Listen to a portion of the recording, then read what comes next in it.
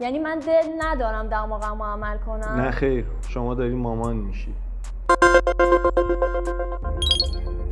خانوما بهتر بدونید در زمانی که شما باردار هستید عمل بینیتون مطلقاً انجام نمیشه، چون قبل از عمل شما میرید پیش مطب پزشک و دکتر برای شما آزمایش مینویسه و توی اون آزمایش نشون میده که شما باردار هستید. پس عمل بینی شما متوقف میشه.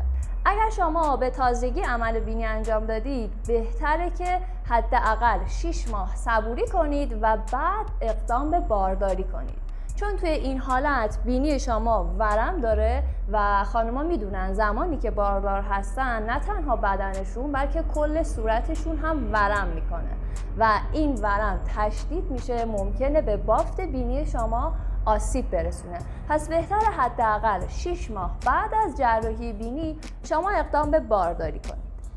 اما اگر باردار هستید و بعدش زایمانتون رو انجام دادید و میخواید بعدش اقدام به رینوپلاستی انجام بدید، در اینجا هم توصیه پزشکان این هستش که 6 ماه بعد از زایمانتون صبوری کنید و بعد اقدام به جراحی بینی کنید.